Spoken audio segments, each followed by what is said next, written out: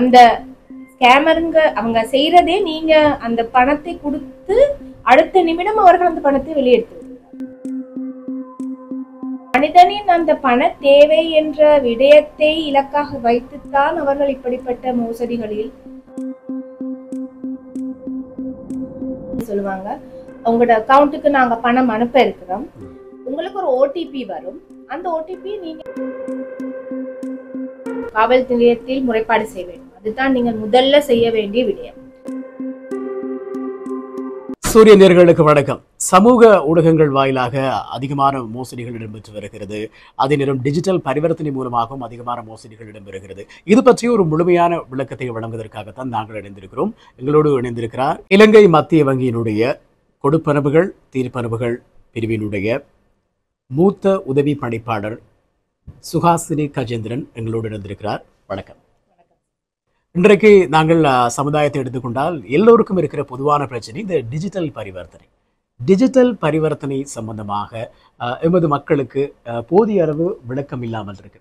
Digital பரிவர்த்தனையினுடைய செயற்பாடுகள் என்ன, digital பரிவர்த்தனை என்றால் என்ன என்பதை கொஞ்சம் விளக்கமாக சொல்லுங்கள். டிஜிட்டல் பரிவர்த்தனைகள் என்பது காசுத்தாள் அல்லது நாணயங்கள், இதை பாவிக்காமல் நீங்கள் மேற்கொள்ளும் நிதியியல் பரிவர்த்தனைகள் அனைத்துமே டிஜிட்டல் பரிவர்த்தனைகள் என்ற குரூப்ல அந்த கேட்டகரியில விடும். பொதுவாக சொன்னீங்கன்னா கிரெடிட் கார்டு பேமெண்ட்ஸ் அல்லது பேங்க் பேமெண்ட் ஆப்ஸ் இல்லாட்டியும் வேற பேமெண்ட் ஆப்ஸும் இருக்கு. ஃபைனான்சியலி லங்கா கியூஆர், இப்படிப்பட்ட பல்வேறு முறைகளில் இந்த காலத்தில் டிஜிட்டல் பரிவர்த்தனைகளை மக்களுக்கு இலகுவான விதத்திலும் வசதியான விதத்திலும் விரைவாகவும் மற்றும் பாதுகாப்பாகவும் மேற்கொள்வதற்கு எங்கள் நிதியியல் கட்டமைப்பு, இலங்கை நிதியியல் கட்டமைப்பு பல்வேறு வசதி வாய்ப்புகளை மக்களுக்கு வழங்கியும். தொழில்நுட்பம் அதாவது டெக்னாலஜி என்பது எப்பயுமே ஒரு தராசில ரெண்டு பக்கம் மாதிரி, அதாவது நல்லதும் இருக்கும் தீயதும் இருக்கும். தீயதையும் நல்லதையும் எங்களுக்கு டெக்னாலஜில இருந்து பிரித்து பார்க்கக்கூடிய தன்மை கண்டிப்பாக மனிதனிடம் இருக்க வேண்டும். அந்த தன்மை மூலமாகத்தான் இந்த டெக்னாலஜியை பயன்படுத்தி நாங்கள் மேற்கொள்கின்ற இந்த டிஜிட்டல் டிரான்சாக்ஷன்களிலும் நல்ல விதங்களை நாங்கள் பயன்படுத்தி அதன் மூலம் நமக்கு ஏற்படக்கூடிய தீய விடயங்களிலிருந்து நாம் ஒதுங்கிக் கொள்வதற்கு நமக்குரிய நடவடிக்கைகள் நாங்கள் மேற்கொள்ள முடியும். நிச்சயமாக. இப்போ டிஜிட்டல் பரிவர்த்தனைகளை எப்படி பாதுகாப்பான முறையில் மேற்கொள்றது? மக்களுக்கு டிஜிட்டல் பரிவர்த்தனைகள் மூலமாக நான் கூறியது போல நிறைய நன்மைகள் இருக்கின்றது. அந்த நன்மைகளாக மட்டும் நமக்கு பயன்படுத்திக் கொள்வதற்கு முன்னெச்சரிக்கையும் அவதானமும் மிக மிக முக்கியம். அதாவது டிஜிட்டல் பரிவர்த்தனைகள் மூலமாக இந்த ஸ்கேம்ஸ் என்று நாங்கள் சொல்லுவோம், மோசடிகளும் நடக்கக்கூடிய வாய்ப்புகள் மிக அதிகம். இப்படிப்பட்ட மோசடி கும்பல்கள் முக்கியமாக அணுகுவது இந்த நிதியியல் அதாவது தொழில்நுட்பத்தை பற்றிய பெரிதாக நாலேஜ் அறிவு, அதை பற்றிய ஒரு முன்னெச்சரிக்கை அவதானம் இல்லை என்று அவர்கள் நினைக்கின்ற ஒரு சமுதாய கூட்டம் இருக்கிறது. அதாவது வயது போனவர்கள், மொபைல் போனை பெரிதாக பாவனை செய்ய தெரியாதவர்கள், இப்படிப்பட்டவர்களை தான் அவங்க இலக்கு வைத்து இந்த மோசடிக்குள் மாட்டிவிட பார்க்கிறார். மற்றது நிதியியல் தேவைப்பாடுகள் இருப்பார். மக்கள் நமக்கு முன்னெச்சரிக்கையும் அவதானமும் இதில் மிக மிக அவசியம். அவர்கள் எப்படிப்பட்ட ஒரு ஸ்ட்ராட்டஜி, ஒரு திட்டத்தை மேற்கொள்கிறார்கள் என்றால், முக்கியமாக உங்களுக்கு நாங்கள் பணம் தர இருக்கிறோம், உங்களுக்கு இப்படிப்பட்ட ஒரு பணம் வர இருக்கிறது, இந்த பணம் வர வேண்டும் என்றால் நீங்கள் இந்த நடவடிக்கை மேற்கொள்ள வேண்டும். மனிதனின் அந்த பண தேவை என்ற விடயத்தை இலக்காக வைத்துத்தான் அவர்கள் இப்படிப்பட்ட மோசடிகளில் ஈடுபடுகிறார்கள். எனவே மனிதன் தனக்கு தரப்பட்டிருக்கின்ற அறிவை பயன்படுத்தி இந்த பணம் நமக்குரியது தானா, ஏன் இவர்கள் நமக்கு பணம் தருகிறார், இதை பற்றி தன்னைத்தானே சிந்திக்க வேண்டும். சில நேரங்களில் அதே மனிதன் தான் தனக்குரிய தேவைகள் சில நேரங்களில் அந்த அறிவை மிஞ்சி விடுகிறது. அப்படிப்பட்ட தருணங்களில் தான் நாங்கள் இந்த மோசடிகளுக்கு அறியாமலே நாங்கள் அதற்கு வழிவகுக்கின்றோம். அதில் மாட்டிக்கொள்ள நாங்களே தான் சில சமயங்களில் அதில் போய் சிக்கிக் கொள்கின்றோம். எனவே எவரேனும் ஒரு மோசடி கும்பல் எங்களை அணுகுகிறது என்றால், உங்களுக்கு பணம் வர இருக்கிறது அணுகுகிறது, முன்னெச்சரிக்கையாக நாங்கள் இருந்து கொள்வது தான் இதிலிருந்து எங்களை பாதுகாத்துக் கொள்ள வேண்டிய பிரதான வழிமுறை. ஒருத்தர் இந்த டிஜிட்டல் பரிவர்த்தனை மூலமா ஒரு பெருந்தொகை பணத்தை ஒரு 50-60 லட்சத்தை இழந்துட்டார். அது நம்மளுடைய சொத்துகள், தனிப்பட்ட விவரங்கள், இப்படியான விஷயங்களையும் இழந்துட்டார் அப்படின்னு சொன்னான். அந்த மோசடி தரப்பிடமிருந்து மீள அந்த பணத்தையோ அல்லது சொத்துக்களையோ பெறக்கூடிய வாய்ப்பு இருக்கா? பெற முடியுமா? முதலில் காவல் நிலையத்தில் முறைப்பாடு செய்ய வேண்டும். அதுதான் நீங்கள் முதல்ல செய்ய வேண்டிய விடயம். ஏன்னா காவல் நிலைய முறைப்பாடு இல்லாமல் வங்கியோ அல்லது வேற எதுவும் நிறுவனமோ அடுத்த கட்ட நடவடிக்கைக்கு செல்ல அவங்களுக்கு அனுமதி இல்லை. ஏனென்றால் ஒருவருடைய கணக்குக்கு நீங்கள் பணம் அனுப்பிவிட்டீர்கள் என்றால் அந்த கணக்கிலிருந்து பணத்தை வெளியே எடுப்பதற்கு அவருடைய அனுமதி வேண்டும். அவருடைய பெர்மிஷன், அந்த அக்கவுண்ட் ஹோல்டர்ட பெர்மிஷன் வேணும். அவர் ஸ்கேமராகவே இருந்தாலும் அவருடைய பெர்மிஷன் வேணும். அவர் ஒரு ஸ்கேமர்ங்கிறது ப்ரூவ் ஆகிற வரைக்கும் எங்களுக்கு அந்த உடனடியாக அந்த பணத்தை பெற்றுக்கொள்ள முடியாது. நீங்கள் அந்த பணத்தை அவர்களிடமிருந்து கொடுத்து இழந்து விட்டீர்கள் என்றால் உடனே காவல் நிலையத்திற்கு முறைப்பாடு செய்யுங்கள். அவர்கள் வங்கியை அணுகி அந்த அக்கௌண்ட்ஸை ஃப்ரீஸ் பண்ணுவாங்க டெம்பரரியா, அவங்களோட இன்வெஸ்டிகேஷன்ஸ் போற வரக்காட்டியும். இருப்பினும் அந்த ஸ்கேமருங்க அவங்க செய்யறதே நீங்க அந்த பணத்தை கொடுத்து அடுத்த நிமிடம் அவர்கள் அந்த பணத்தை வெளியெடுத்து விடுவார். அந்த கணக்குல அந்த பணம் இருக்குங்கிறதுக்குரிய சாத்தியங்கள் மிக மிக குறைவு. அப்படி அவர்கள் பணத்தை வெளியே எடுத்து விட்டார்களெனின் ஒரு கோர்ட் கேஸ் மூலமாக நீங்கள் பணத்தை திருப்பி ரிகவர் பண்ண கண்டிப்பாக போவீர்கள்.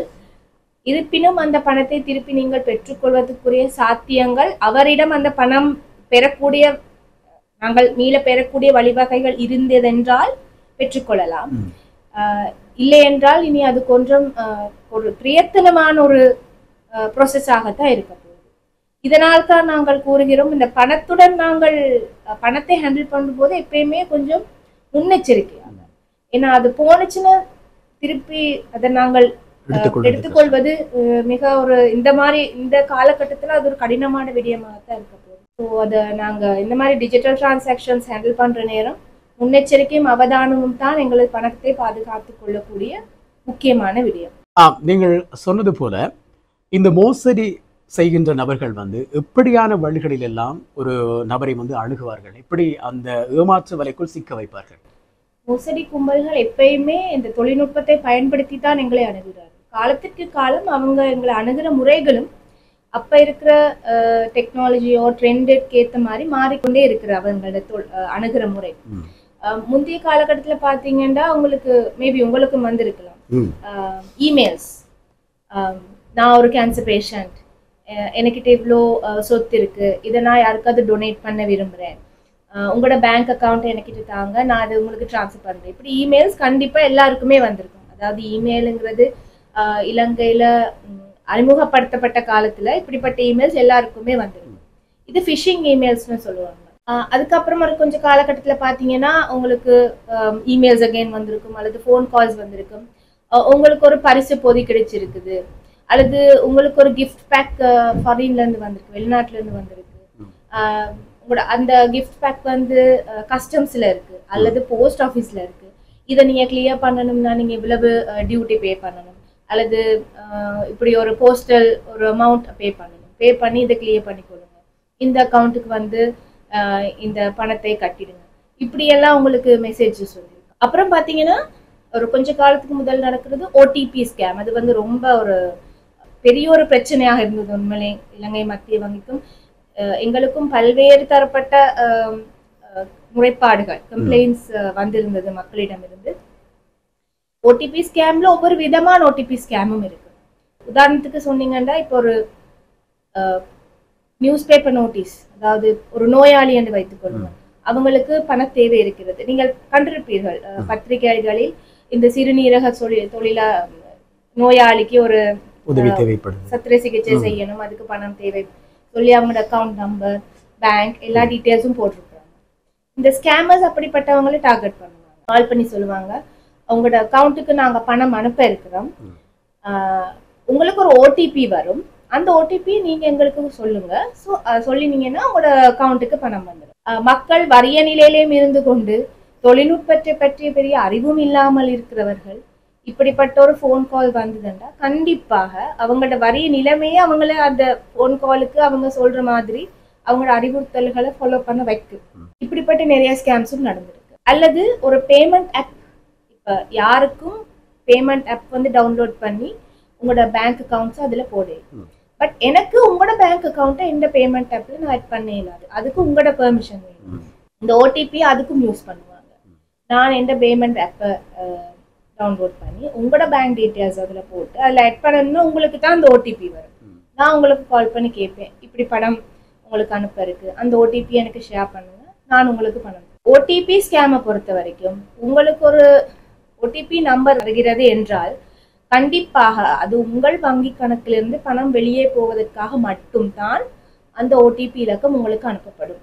மக்களுக்கு அதை பற்றி விழிப்புணர்வு வங்கிகளும் கொடுக்கிறார்கள். இருப்பினும் அவர்களது அந்த வரிய நிலைமையோ அவர்களுக்கு பண தேவைப்பாடுகளோ சில சமயங்களில் அந்த கொடுக்கப்படுகிற அறிவுரையை மீறி அவர்களை அந்த வழியில் போக வைக்கிறது. சில சமயங்களில் உங்களுக்கு ஃபோன் கால்ஸ் வரும், நாங்கள் கற்றுக்கொண்டோம், அதாவது உங்களுக்கு இவ்வளவு பணம் வர இருக்கிறது, நீங்கள் இந்த அக்கௌண்ட்டுக்கு அதாவது 10 லட்சம் பணம் வர இருக்கிறது, நீங்கள் 10,000 எந்த அக்கௌண்ட்டுக்கு போட்டீங்கன்னா நான் உங்களுக்கு 10 லட்சம் வரும். மக்கள் யோசிக்கணும், எனக்கு எதற்காக இந்த பணம் அவர்கள் கொடுக்கிறார்கள். இந்த காலகட்டத்தில் எவரேனும் சும்மா இன்னொருத்தருக்கு பணம் கொடுக்க மாட்டார்கள். அதுதான் நிதர்சனமான உண்மை. அப்படி இருக்கும் பட்சத்தில் ஒருவர் எனக்கு பணம் தருகிறேன் என்று ஃபோன் காலோ எஸ்எம்எஸோ ஏதாவது அனுப்பினால் முதலில் நாங்கள் அவதானம், இவர் ஏன் எனக்கு பணம் தருகிறார், இவர் ஏன் என்னை அணுகுகிறார். கண்டிப்பாக அது ஒரு எச்சரிக்கையான ஒரு விடயமாகத்தான் மக்கள் அதை கவனிக்க வேண்டும். நிதானத்துடன் நடந்து கொள்ள வேண்டும். அப்படிப்பட்ட ஒரு எதுவும் நிகழ்வு நடந்தால் முதலில் நிதானமாக இருக்க வேண்டும்.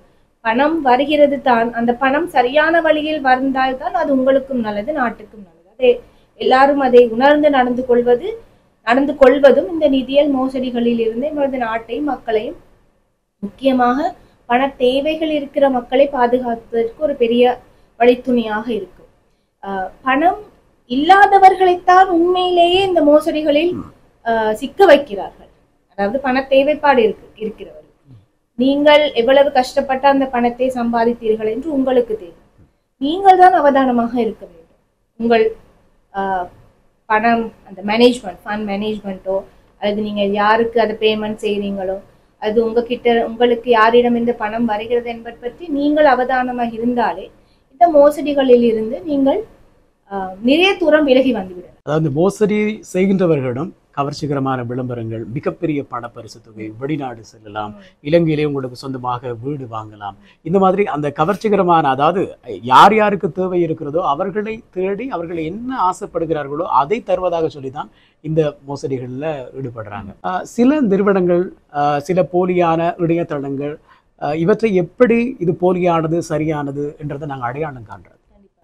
இப்ப யாரேனும் உங்களுக்கு வாட்ஸ்அப் மூலமாகவோ அல்லது போன் கால் மூலமா உங்களை இப்ப நாங்கள் இதுவரை கலந்தாலை சுத்த மாதிரி சில விடயங்கள் உங்களுக்கு பணம் உங்களை அணுகினால் உங்களுக்கு அதை பற்றி எதுவும் சந்தேகம் இருந்தால் நிச்சயமா சந்தேகம் வர வேண்டும். இப்பொழுது எல்லா இடங்களிலுமே ஒரு அனுமதி பெற்ற ஒரு நிதியியல் நிறுவனம் கண்டிப்பாக எல்லா ஏரியாஸ்லயும் இருக்கு. அல்லது ஒரு போன் கால் பண்ணி கூட நீங்க அதை விசாரிக்கலாம். ஒரு பேங்க்லயோ ஒரு ஃபைனான்ஸ் கம்பெனி கண்டிப்பாக இதை பற்றி உங்களுக்கு அறிவுரை கூறுவார்கள். இது எப்படிப்பட்ட ஒரு நிதியியல் டிரான்சாக்ஷன், டிஜிட்டல் டிரான்சாக்ஷனா, இது சரியானதா, இது நீதி கட்டமைப்புக்கு உட்பட்டதா என்பதை பற்றி அவர் கண்டிப்பாக உங்களுக்கு அறிவுரை கூறுவார்கள். அப்படி இல்லை என்றால் நீங்கள் கண்டிப்பாக அருகில் உள்ள காவல் நிலையத்தில் சென்று கூட இதை பற்றி விசாரித்துக் கொள்ளலாம்.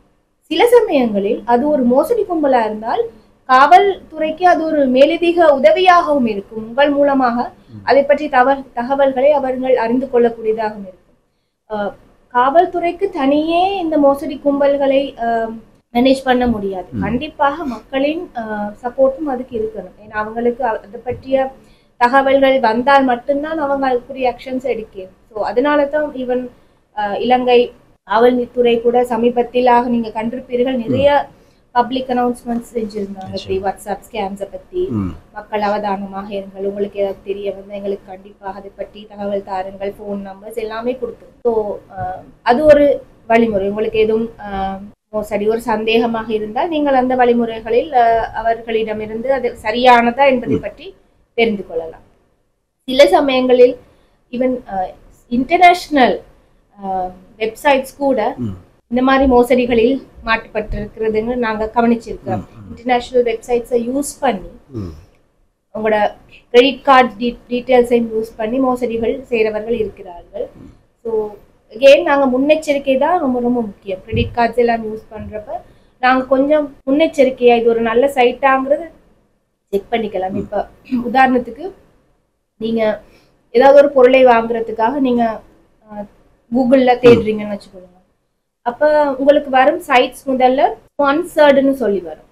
அதுக்கு கீழே பார்த்தீங்கன்னா ஒரு 4-5 ரோஸுக்கு அப்புறம் உங்களுக்கு HTTPன்னு ஸ்டார்ட் பண்ணுற ஒரு சைட் வரும்.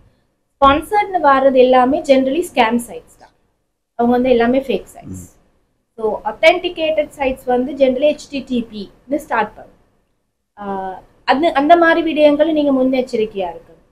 ஸோ இதுக்கு தொழில்நுட்ப அறிவு இருக்கிற ஒரு நபரோட உதவியோட நீங்கள் இப்படிப்பட்ட டிரான்சாக்ஷன்ஸ் மேற்கொள்வது உங்களுக்கும் பாதுகாப்பாக இருக்கும், அது நாட்டுக்கும் அது நன்மை பயக்கும்.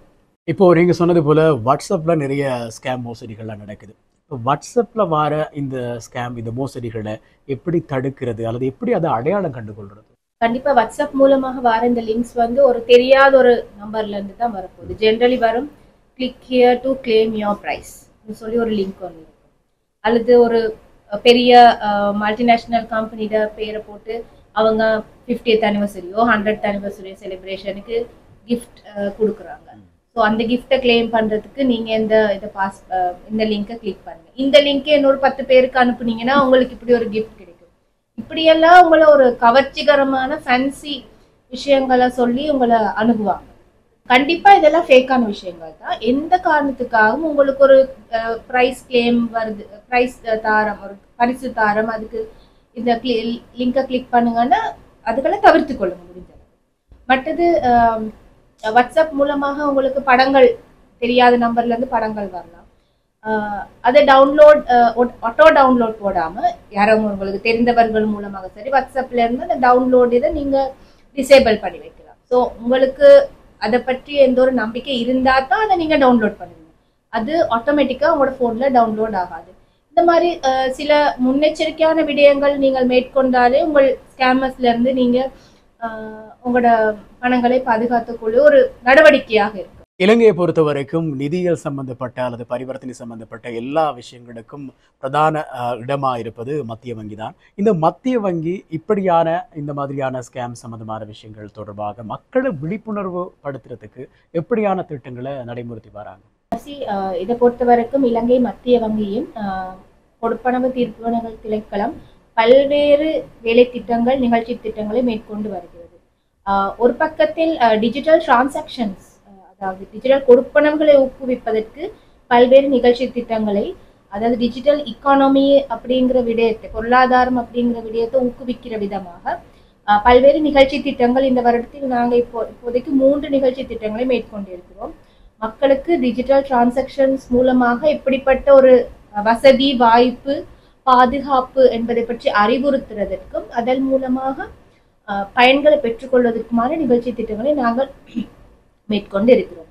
மறுபக்கத்தில் பார்த்தீர்கள் டிஜிட்டல் டிரான்சாக்ஷன் மூலமாக ஏற்படக்கூடிய பிரச்சனைகள், இந்த மாதிரி மோசடிகளை பற்றி அறிந்து கொள்வதற்கு பல்வேறு கருத்தரங்குகள் மேற்கொள்கிறோம். இதே போல பல்வேறு தொலைக்காட்சி, வானொலி நிகழ்ச்சி திட்டங்களையும் நாங்கள் சேனல்ஸ்ல நாங்கள் மேற்கொண்டிருக்கிறோம். எங்களோட ஃபேஸ்புக் பேஜ், இலங்கை மத்திய வங்கியின் ஃபேஸ்புக் பேஜ் இருக்கிறது. அதிலும் நாங்கள் அடிக்கடி இதை பற்றிய விழிப்புணர்வு வீடியோஸை நாங்கள் அப்லோட் பண்ணிக்கிறோம். அதாவது எப்படிப்பட்ட விடயங்களில் இந்த மக்களை மோசடி கும்பல்கள் அணுகுகிறது, நீங்கள் உங்கள் பணங்களை எப்படி தொலைக்கலாம், அதிலிருந்து எப்படி பாதுகாத்துக் கொள்ளலாம், இப்படிப்பட்ட பல்வேறு வீடியோஸையும் நாங்கள் எங்களோட ஃபேஸ்புக் பேஜில் அப்லோட் பண்ணியிருக்கிறோம்.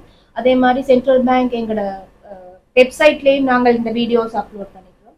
ஸோ இந்த மாதிரி சோஷியல் மீடியா மூலமாகவும், தொலைக்காட்சி, வானொலி மற்றும் பத்திரிகை மூலமாகவும் தொடர்ச்சியாக பல்வேறு விழிப்புணர்வு திட்டங்களையும் இலங்கை மத்திய வங்கி தொடர்ச்சியாக மேற்கொண்டு வருகிறது. இலங்கையை பொறுத்த வரைக்கும் இப்போ சமீப காலமாக இந்த தொலைபேசி அழைப்புகளின் மூலமாக உங்களுக்கு 10 லட்சம் ரூபாய் பணம் விழுந்திருக்கு, நீங்க 10,000 எங்களுடைய கணக்குக்கு நீங்க போட்டீங்களா இருந்தா உடனடியாக அந்த 10 லட்சம் உங்களுடைய கணக்குக்கு வந்துடும். உடனடியாக நீங்க இந்த வங்கி கணக்குக்கு உங்களுடைய பணத்தை அனுப்பி வைங்க, உங்களுக்கு 10,000 நீங்க எங்களுக்கு தந்தா 10 லட்சம் நாங்கள் உங்களுக்கு தருவோம் அப்படின்னு சொல்லி இலங்கையில இருக்கக்கூடிய பல இடங்கள்ல இப்படியான முறைகேடுகள் அல்லது இப்படியான மோசடிகள் நடந்ததா சொல்றாங்க. இதை பற்றி கொஞ்சம் விழிப்புணர்வு. இதுவும் மறுபடியும் உங்களுக்கு தேவைகளை பயன்படுத்தி அவர்களது தேவைகளை பூர்த்தி செய்யக்கூடிய ஒரு செயல் திட்டம் தான். இதில் கவலைக்குரிய விடயம் என்னவென்றால், சில பேர் முன்னெச்சரிக்கையாக இன்னொரு நபரிடம், இந்த நபர் ஒரு வங்கியில் வேலை செய்கிறார், இவருக்கு இதை பற்றி மேலதிகமா தெரிந்திருக்கும்னு கால் பண்ணி விசாரிக்கிறாங்க. இது இப்படி ஒன்று இருக்கு, இது ஓகேயா, இதுக்கு போடலாமா. சாதாரணமாக நிதியியல் கட்டமைப்பு பற்றி ஒரு அறிவு இருக்கிறவருக்கு புரியும் இது ஒரு மோசடி. ஆனால் நீங்கள் கூறி பாருங்களேன், இது ஒரு மோசடி என்று, அது உங்களுக்கே தான் திருப்பி உங்களுக்கே அது ஒரு கம்ப்ளைண்ட் ஆகும். அவங்க சொல்லுவாங்க, இது கண்டிப்பா உறவினரோ நண்பரோ யாரா இருந்தாலும் அவங்க அதை எப்படி இன்டர்பிரேட் பண்ணுவாங்கன்னா, ஓ எங்களுக்கு பணம் வரது உங்களுக்கு பிடிக்கவில்லை, நீங்கள் போய் சொல்லுகிறீர்கள், இப்படி ஒரு இன்டர்பிரிட்டேஷனை கொடுத்துருவாங்க. மக்கள்கிட்ட அந்த அவர்களது ஆட்டிடியூட் அண்ட் அவர்களது அந்த யோசிக்கக்கூடிய ஒரு தன்மை இல்லாத பட்சத்தில் இலங்கை மத்திய வங்கியாலும் எவ்வளவு ஒரு அவேர்னஸோ எந்த விழிப்புணர்வு திட்டத்தை மேற்கொண்டாலும் அவர்களது யோசிக்கிற திறன் முக்கியமான ஒரு பங்கு வகிக்கிறது இப்படிப்பட்ட விதத்தில். இப்ப நாங்கள் கூறியது எல்லாம் நீங்கள் என்ன செயல் திட்டம் இருந்தாலும் உங்களுக்கு ஒரு கட்டுப்பாடு இருக்க வேண்டும். நமக்கு இப்படி ஒருத்தர் ஃப்ரீ மணி கொடுக்குறாங்கன்னா அது என்ன ரீசனாக இருக்கு, ஏனென்றால் அது எப்படிப்பட்ட பணம் என்று உங்களுக்கு தெரியாது. இப்பொழுது இலங்கையில் நாங்கள் கேள்விப்பட்டிருக்கிறோம் இந்த பணம் தூய்தாக்கல், அப்படின்னா மணி லாண்டரிங், அண்ட் முக்கியமான ஒரு பிரச்சனை போதை வஸ்து, ட்ரக் சம்பந்தமான பணப்பரிமாற்றங்கள் நிறையவே போய்கிட்டு இருக்கு. காவல்துறையினாலும் இதை பற்றி நிறைய கேசஸ் போய்கிட்டு இருக்கு. உங்களுக்கு வர பணம் அந்த வழியாக வந்த பணமாக கூட இருக்கலாம், வரேன் என்று சொல்ற பணம். அப்பொழுது சில சமயங்களில் உங்களிடமிருந்து ஓடிபியை மோசடி செய்து பெற்றுக்கொள்ற பணங்கள் இருக்குத்தானே, இந்த பணமும் அப்படிப்பட்ட தேவைகளுக்கு பயன்படுத்தக்கூடிய பணமாகவும் இருக்கலாம். அப்படி என்று காவல்துறையினர் இதை பற்றி விசாரணை செய்யும் போது கண்டிப்பாக அவங்க அந்த பேங்க் வங்கி டிரான்சாக்ஷன் அந்த லைனை பார்ப்பாங்க, ட்ரெயில பார்ப்பாங்க. ஒரு இடத்தில் நீங்களும் அதில் அந்த ட்ரெயில நீங்களும் இருப்பீங்க, தெரிந்தோ தெரியாமலும் நீங்களும் அந்த பிரச்சனையில். இது இரண்டாவது பிரச்சனை. ஒன்று நீங்கள் பணத்தை தொலைத்த பிரச்சனை, அடுத்தது இந்த போதைப் பொருளோ ஏதாவது ஒரு இல்லீகல் ஆக்டிவிட்டியில ஒரு நீங்களும் ஒரு பங்குதாரராக மாற உங்களை அறியாமல் வாங்கக்கூடிய ஒரு தருணமாகவும் அது அமையலாம். எனவே மறுபடியும் நாங்கள் கூற விரும்புவது என்னவென்றால், முன்னெச்சரிக்கையும் அவதானமும் உங்களது கட்டுப்பாடும் இல்லையெனில் இந்த நிதி மோசடிகளிலிருந்து உங்களை பாதுகாத்துக் கொள்வது ஒரு கடினமாக விடயமாகத்தான் இருக்கும். எனவே மக்களாகிய நாங்களும் எங்களது சோசியல் மீடியா மூலமாக செய்கிற அவேர்னஸ் இதெல்லாம் கொஞ்சம் நாங்கள் எங்களோட நன்மைக்காகத்தான் இலங்கை மத்திய வங்கி இதெல்லாம் இப்படிப்பட்ட விழிப்புணர்வுகளை எல்லாம் மேற்கொள்கிறார்கள் என்பதையும் நாங்கள் உணர்ந்து இதில் வரக்கூடிய தீமைகளையும் அறிந்து அதற்கேற்ற விதத்தில் உங்கள் நிதியின் நடவடிக்கைகளை மேற்கொள்வது உங்களுக்கு நன்மை பயக்கும் என்பதை கூறிக்கொள்ள விரும்புகிறேன். டிஜிட்டல் பரிவர்த்தனைகள் மூலமாக இடம்பெறக்கூடிய மோசடிகள் அதனிடம் அதிகமானவர்கள் இந்த டிஜிட்டல் பரிவர்த்தனைகளில் இடம்பெறுகின்ற மோசடிகள் தொடர்பான விழிப்புணர்வு இல்லாமல் இருக்கிறார்கள். அப்படியான நபர்களுக்கு ஒரு முழுமையான விழிப்புணர்வை வழங்கும் விதமாக நாங்கள் இன்றைய நாளிலே இலங்கை மத்திய வங்கியினுடைய கொடுப்பனவுகள் தீர்ப்பனவுகள் பிரிவினுடைய மூத்த உதவி பணிப்பாளர் சுகாசினி கஜேந்திரனை அழைத்து பல விவரங்களை நாங்கள் உங்களுக்காக தந்திருந்தோம். அதிகமான வேலைப்படுவுக்கு மத்தியில் எங்களோடு இணைந்து கொண்டு காத்திரமான பல விஷயங்களை பகிர்ந்து கொண்ட உங்களுக்கு எங்களுடைய நன்றிகள். ஆம் சசி, இலங்கை மத்திய வங்கியின் விழிப்புணர்வு திட்டத்தின் ஒரு அங்கமாக சூரியன் எஃப்எம்மினால் வழங்கப்பட்ட இந்த வாய்ப்பிற்கு நன்றி. வணக்கம்.